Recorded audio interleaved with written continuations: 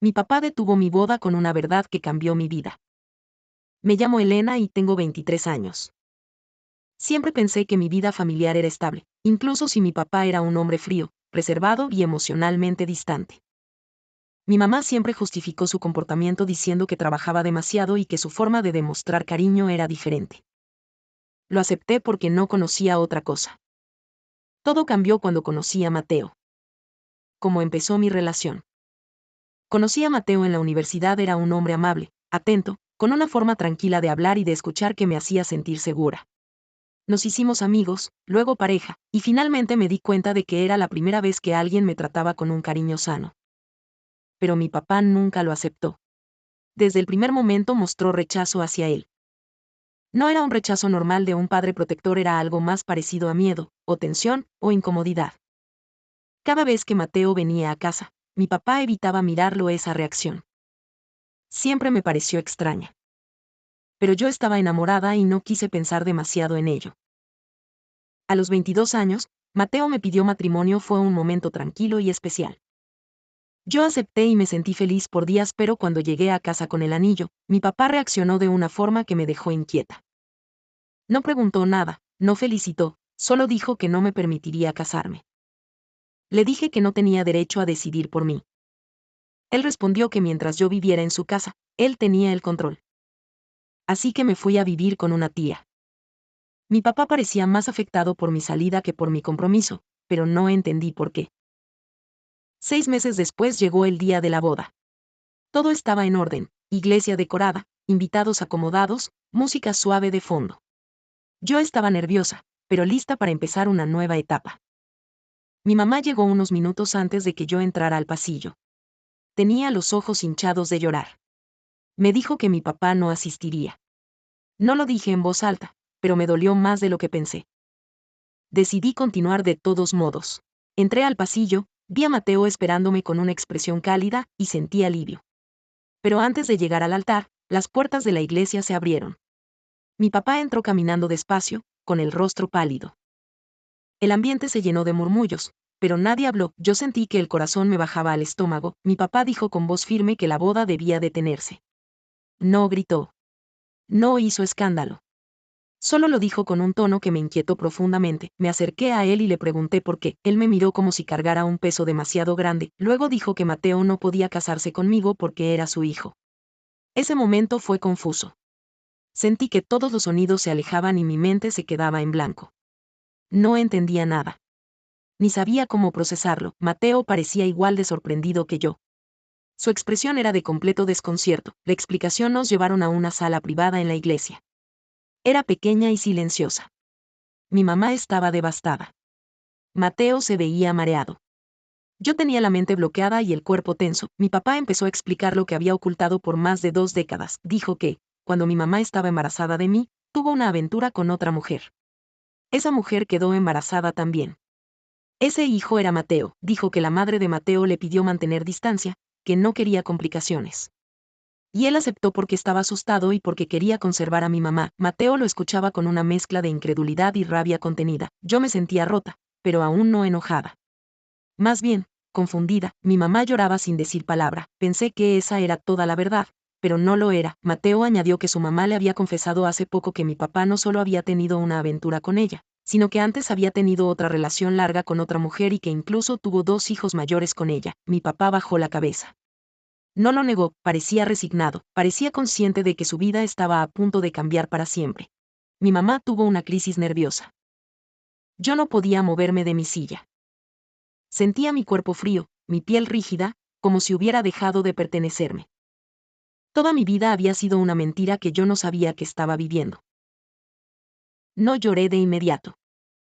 Tampoco grité. No reaccioné como en una película, solo me quedé quieta, procesando cada palabra, mientras intentaba reconstruir mentalmente las piezas de mi familia, que ahora no encajaban en ningún lado. La persona que yo amaba y con quien iba a casarme, era mi medio hermano. El hombre al que yo siempre puse como ejemplo de responsabilidad, resultó tener 3 familias simultáneas en distintos momentos de su vida. Mi mamá no era la única esposa, yo no era la única hija. Mi vida entera se había construido sobre silencios y engaños. Ese día entendí que a veces lo más doloroso no es la verdad, sino el tiempo que pasas viviendo sin saberla. Esa fue la primera parte de mi historia. Lo que pasó después fue incluso más complicado, la reacción del pueblo. La separación de mis padres, la forma en que Mateo y yo tuvimos que tomar distancia, la culpa que él sintió, y cómo yo intenté reconstruirme emocionalmente. Después del día de la boda, cuando salimos de la pequeña sala dentro de la iglesia, ya no quedaban invitados. Apenas algunas flores tiradas en el suelo y un silencio incómodo. El eco de lo que había ocurrido aún vibraba en las paredes. Mi vestido estaba arrugado. Mateo sostenía el saco entre las manos sin saber qué hacer con él. Mi mamá no dejaba de mirar al piso, mi papá se quedó sentado, inmóvil, con la cara cubierta. Yo no sabía cómo sentirme. No sabía si debía llorar, enojarme o simplemente seguir caminando. Terminamos afuera, en el estacionamiento vacío. El aire se sentía espeso, como si todos estuviéramos atrapados en un momento que no había terminado de ocurrir. Mateo me miró y me pidió disculpas. Me dijo que no sabía nada, que no imaginaba nada. Su voz sonaba cansada, como si hubiera envejecido 10 años en una sola tarde. No respondí. No sabía qué decir. La primera noche después del descubrimiento. Esa noche dormí en casa de mi tía. Dormir es una manera de decirlo, porque en realidad no cerré los ojos ni un minuto. Me quedé mirando el techo, repasando cada escena del día anterior. Mi mente volvía una y otra vez a un mismo pensamiento. Mi papá destruyó mi vida sin que yo lo supiera. El silencio pesaba. Mis manos temblaban cada vez que cerraba los ojos. Era como si mi cuerpo insistiera en revivir el momento en la iglesia. Pensé en Mateo. Pensé en mi mamá. Pensé en la vergüenza, en la humillación, en el engaño. Pensé en las 3 vidas secretas de mi papá. Y pensé en mí. En cómo había sido criada en una casa donde la mentira era la base de todo. La reacción del pueblo. Vivo en un pueblo pequeño, acá todos hablan, todos comentan, todos inventan. Al tercer día, la gente ya sabía, la boda se canceló y el papá estuvo involucrado. No sabían la verdad completa, pero las miradas ya pesaban.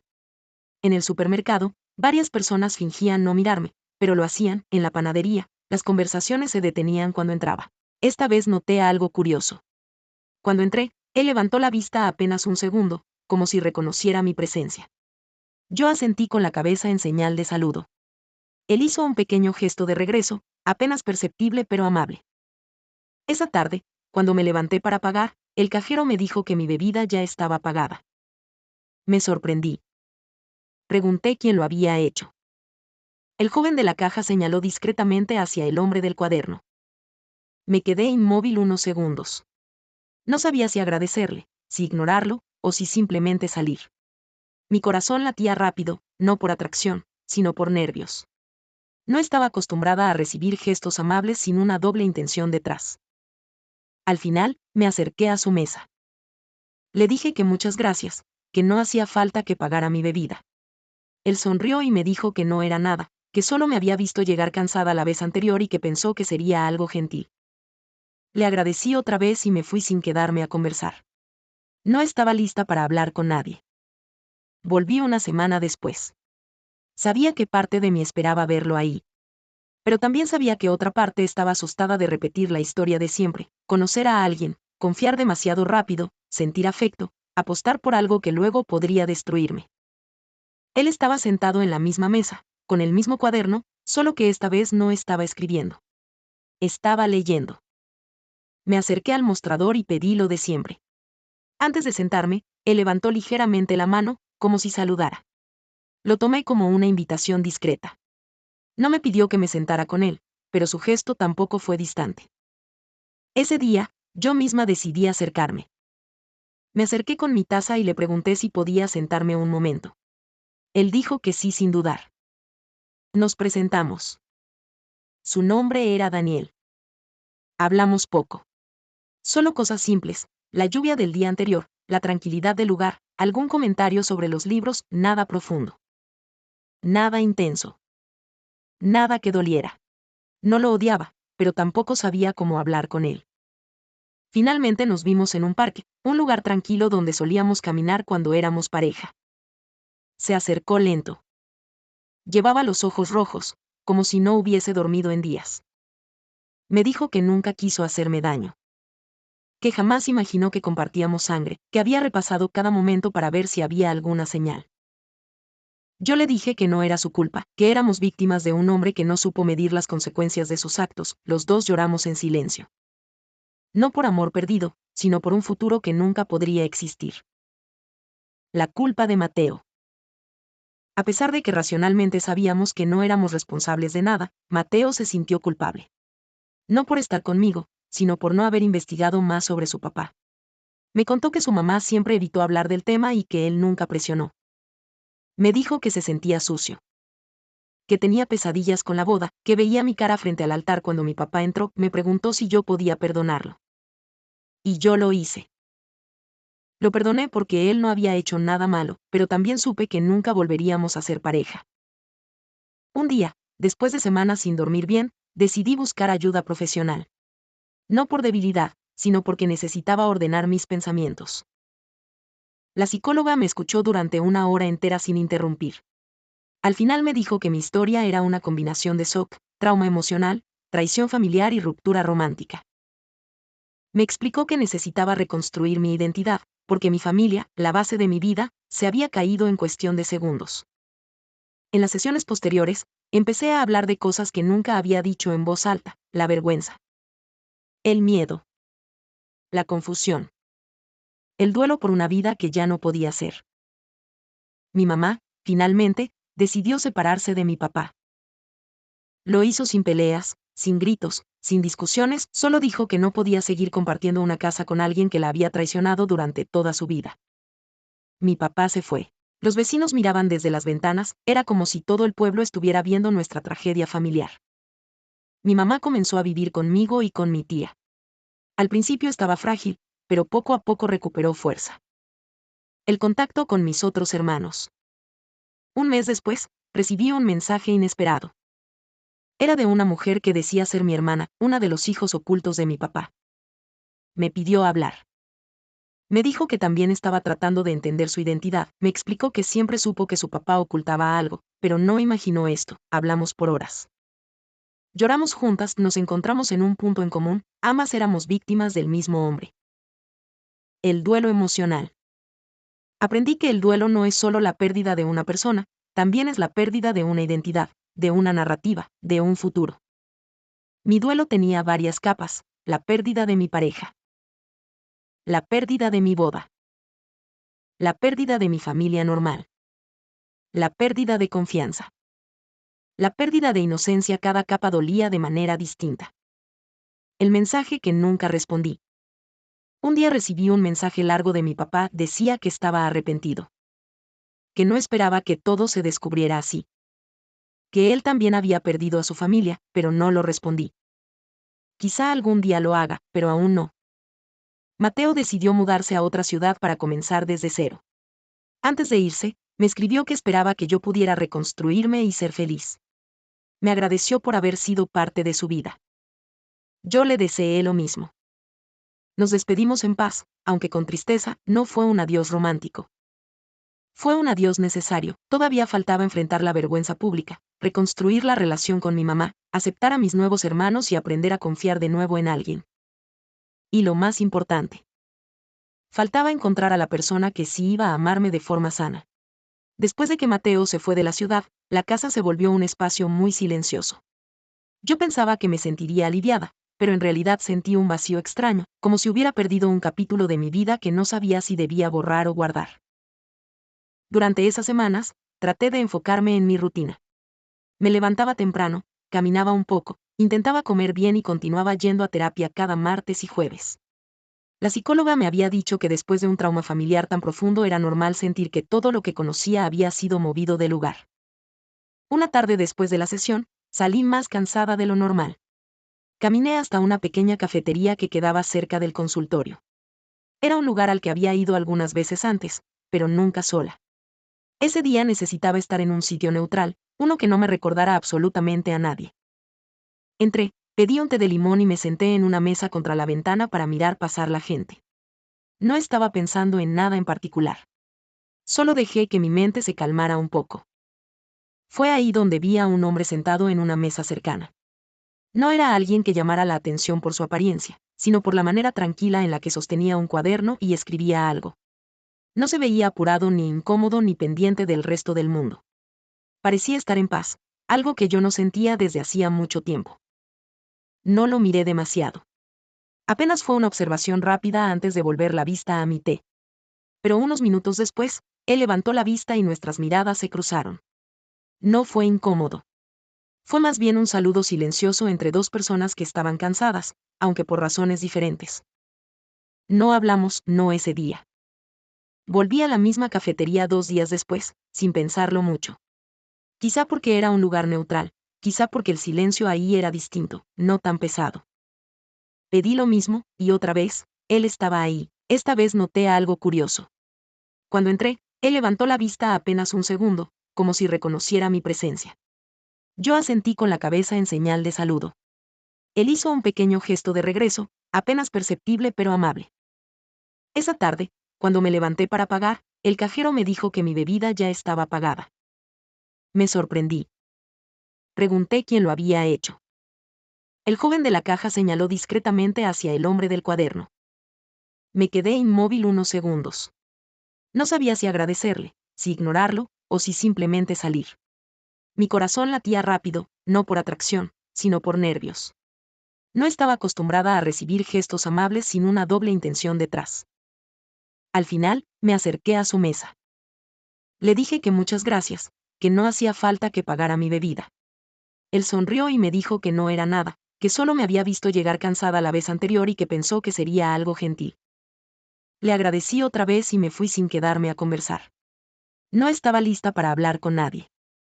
Volví una semana después. Sabía que parte de mí esperaba verlo ahí. Pero también sabía que otra parte estaba asustada de repetir la historia de siempre, conocer a alguien, confiar demasiado rápido, sentir afecto, apostar por algo que luego podría destruirme. Él estaba sentado en la misma mesa, con el mismo cuaderno, solo que esta vez no estaba escribiendo. Estaba leyendo. Me acerqué al mostrador y pedí lo de siempre. Antes de sentarme, él levantó ligeramente la mano, como si saludara. Lo tomé como una invitación discreta. No me pidió que me sentara con él, pero su gesto tampoco fue distante. Ese día, yo misma decidí acercarme. Me acerqué con mi taza y le pregunté si podía sentarme un momento. Él dijo que sí sin dudar. Nos presentamos. Su nombre era Daniel. Hablamos poco. Solo cosas simples, la lluvia del día anterior, la tranquilidad del lugar, algún comentario sobre los libros, nada profundo. Nada intenso. Nada que doliera. Por primera vez en meses, sentí que podía hablar sin sentirme en peligro, sin pensar que algo iba a romperse si daba un paso. Un nuevo tipo de calma. Durante las semanas siguientes nos encontramos en la cafetería varias veces. A veces por coincidencia. A veces porque yo iba en horarios donde intuía que él también estaría. Nunca me presionó para nada. No me pidió número, ni redes sociales, ni detalles personales. No quería avanzar más rápido de lo que yo podía. Daniel hablaba poco, pero cuando hablaba decía cosas que tenían peso. No era el tipo de persona que hablaba por hablar. Cada palabra parecía pensada. Un día, sin que yo se lo pidiera, me preguntó cómo estaba realmente. No de forma invasiva. Lo dijo con una calma que me permitió responder sin sentirme obligada a revelar más de lo que quería. Le dije que había pasado por una situación complicada y que aún estaba procesando todo. Él no pidió detalles. No me interrogó. Solo dijo que esperaba que pudiera encontrar un espacio donde respirar tranquila. Esa frase me hizo sentir más vista que cualquier otra cosa que alguien me había dicho en meses. El primer momento vulnerable. Un día después de terapia, me quebré un poco. La sesión había sido especialmente intensa. Habíamos hablado del duelo, de la identidad, de lo que uno pierde cuando descubre que lo que creía sobre su familia no era real. No quería volver a casa con ese peso, así que fui a la cafetería. Cuando llegué, Daniel estaba en su mesa habitual. Me senté sin decir mucho, él notó que algo no estaba bien. No me preguntó qué había ocurrido. Solo dijo que podía quedarse acompañándome aunque no quisiera hablar. Esa simple disponibilidad me hizo llorar sin querer, no un llanto ruidoso, solo lágrimas silenciosas que no pude evitar. Daniel no se movió. No intentó tocarme. No hizo ningún comentario para arreglarme, solo estuvo ahí. Y en ese momento entendí que la presencia correcta puede ser más sanadora que cualquier palabra. Varias semanas después, cuando ya me sentía un poco más estable, decidí contarle a Daniel la verdad. No porque me lo pidiera, sino porque yo necesitaba hacerlo. No quería construir nada sobre silencios que se volvieran incómodos con el tiempo. Estábamos caminando por el parque cuando le conté todo, la boda arruinada, las mentiras, los hijos ocultos, el dolor de mi mamá, la culpa de Mateo, la ruptura, la vergüenza, la terapia, todo. Daniel escuchó sin interrumpirme. Se tomó su tiempo antes de responder. Después de un rato, me dijo que nadie debería cargar con las decisiones equivocadas de otros.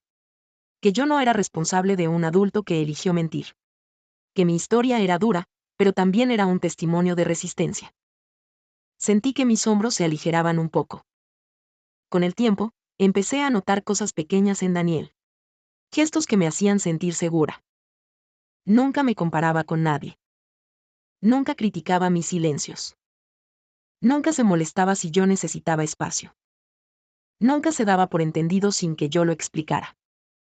Nunca hacía bromas sobre temas sensibles, nunca me presionó, tampoco se mostraba perfecto.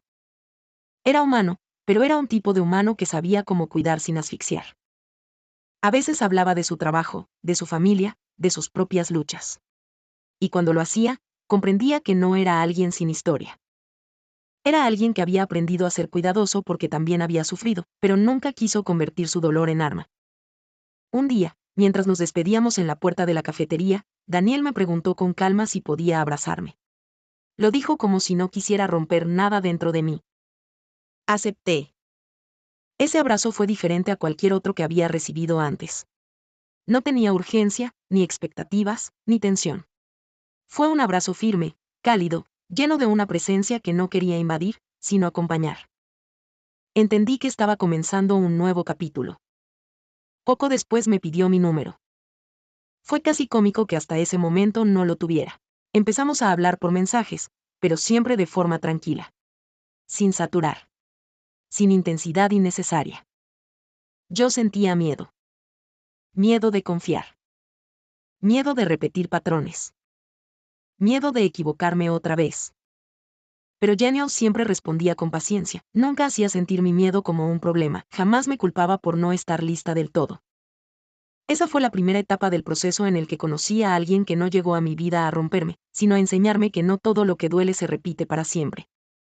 Aún quedaban conversaciones complicadas, aún quedaba enfrentar al pueblo.